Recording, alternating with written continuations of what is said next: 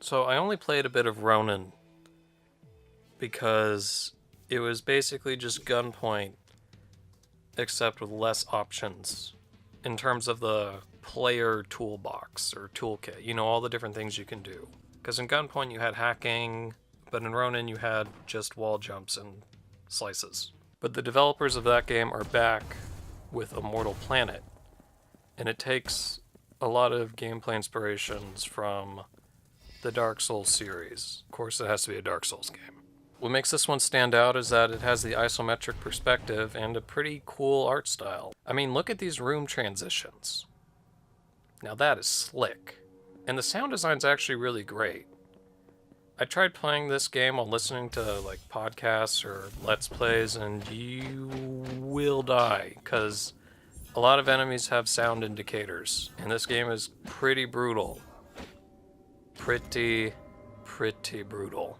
But it's what you'd expect from a Souls game. You go through an area, defeat enemies, collect their, what they're called, experiences. There's a lore reason for that.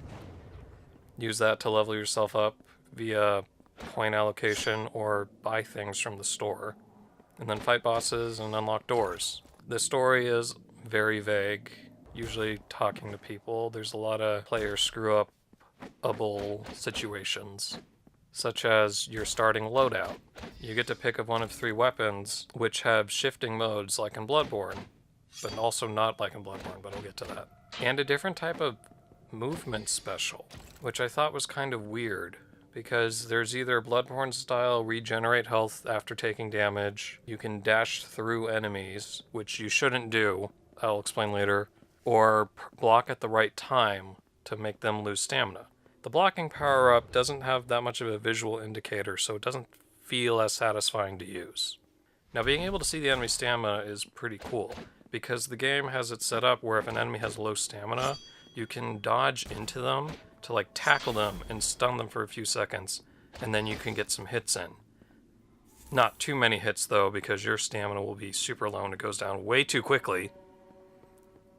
But enough, especially if you get a boss dumb enough to do this. Or you can always just exploit the knock them over the ledge strategy. Now, why I say don't get the dodging one is because dodging in this game kinda sucks. For starters, running and dodging are on different buttons, and that has got me killed many times. And you can't change the controls.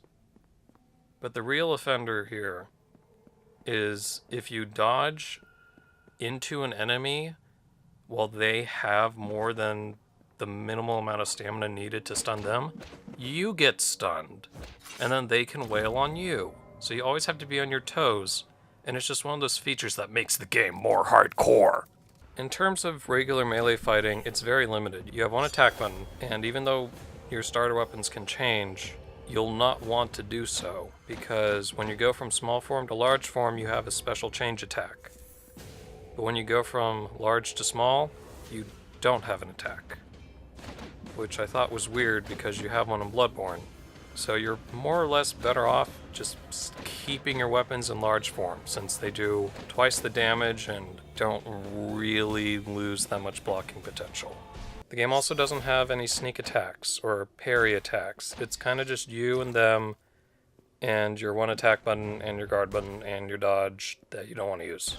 There's more of an emphasis on your build setup, because you get to carry 2 items, although one of them is your healing item, and 2 magic spells, and you can build yourself differently to use them.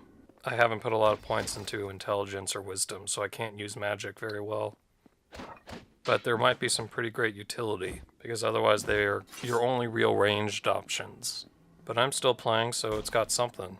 Maybe it's really the feeling of the game just feels so difficult, but possible. The sound of your weapons clashing together is also pretty nice.